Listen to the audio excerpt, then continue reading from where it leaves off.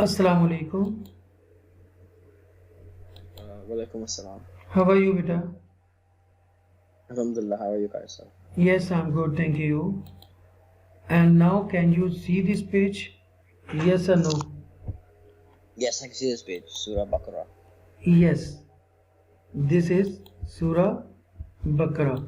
أعوذ بالله من الشيطان الرجيم بسم الله الرحمن الرحيم رب اشرح لي صدري ويسر لي أمري واحلل عقدة من لساني يفقهوا قولي رب زدني علما رب زدني علما رب زدني Rabbi Zidni Ilma.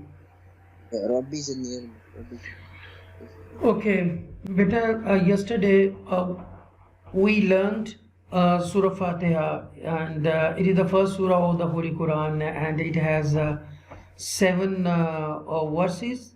Okay, it had 7 verses and 1 raku. And today we are going to learn Surah Baqarah. And why do we call it Baqarah? Because It talks about the story of the cow. okay, there is a story. Okay, there is a mentioned story of cow in this surah, and it is the largest and the biggest surah of the Holy Quran. This is the second surah of the Holy Quran, and it has 40 raku and 286 verses, and it consists 2.5 chapter. Okay, chapters in this surah. So Ibrahim, would you like to read this? The bull. Summary of topics contained in Surah Baqarah. Tawheed, Jihad in Allah's path, matters of administration, Rasulullah, spending on Allah's path, matters of welfare. Surah Baqarah was the first surah revealed in Medina.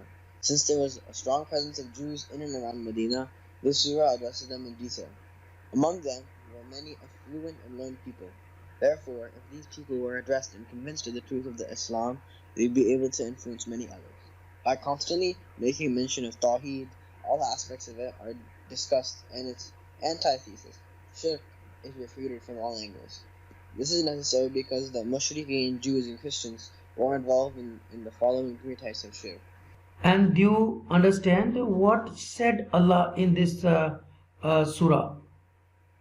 He talks about the Islam, talks about Tawheed, to persuade the Jews and Christians. Yes. And tell them about. Okay, please read with wisdom and understanding. What are you reading?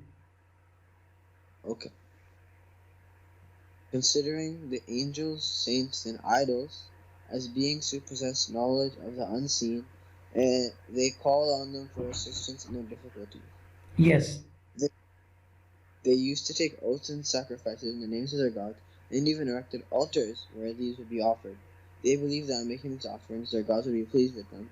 In this way, they thought that they would be blessed with wealth and children, and that these gods would draw blessings from Allah. They believed that the gods and saints that they worship are so loved by Allah that He would never reject their intercession on their pleas on behalf of those who worship Him. A brief summary. Surah Baqarah can be divided into 2 sections. The first section commences at the beginning of the surah and ends with the words, "They are the ones who have taqwa," verse 177. The first section discusses 2 themes, Tawheed and Rasulullah. Tawheed is discussed from the beginning of the surah until the words, "and they will not be helped," verse 123. The discussion of Rasulullah begins with the verse, "When his Rabb tried Ibrahim," verse 124, and it ends at the end of the first section, verse 177. Therefore, the first section is like a commentary of the kalima, La ilaha illallah Muhammadur Rasulullah. The second option discusses matters that pertain to people's reformation and gives advice about how people may correct their spiritual and social affairs. It also gives details concerning waging jihad and spending in Allah's cause. This section commands the Muslims to fight for the preservation of the kalma, La ilaha illallah Muhammadur Rasulullah. The essence of the surah. Together with correcting religious and material matters, jihad should be waged against the mushrikeen to preserve the kalma. What should always be borne in mind is that no person's word will be accepted when it contradicts the Sharia, irrespective of its status. While the Sharia need not conform with the beliefs and actions of any saint or Sufi, the beliefs and actions of every saint and Sufi must conform with the Sharia. Okay, let's start Surah Baqarah, and please read. Bismillahir Rahmanir Rahim. Bismillahir Rahmanir Rahim. It is a sharp letter, ha. Bismillahir Rahmanir Rahim. Bismillahir Rahmanir Rahim. In the name of Allah, the most compassionate, the most merciful. Alif Lam Mim. Alif Lam Mim. Only Allah knows its meaning. Okay, read again. Dhalikal kitabu la rayba fihi. Dhalikal kitabu la rayba fihi. Hudan lil muttaqin. Okay, muttaqin.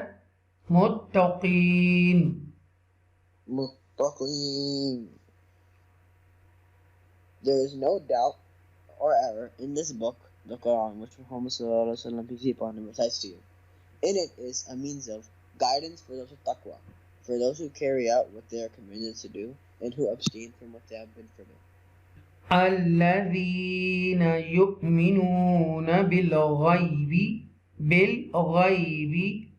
ويقيمون الصلاة ومما رزقناهم ينفقون.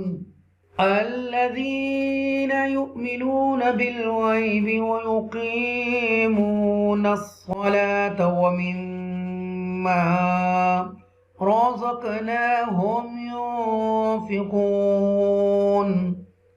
Those with taqwa are they, who have iman and who believe in the truth of the unseen, paradise, hell, jinn, etc., who establish salah, they regularly perform salah, ensuring that all of its conditions are filled, and who spend from what we have provided for them in obedience to Allah's commands.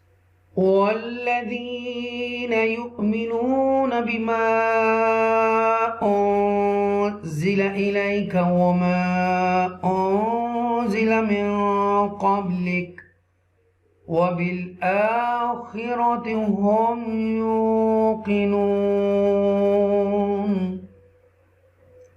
Those with taqwa are they, who believe in what has been revealed to you in the Quran and what has been revealed before you in the Torah, the Injil, and other divine scriptures, and they are convinced about the reality of the Akhirah.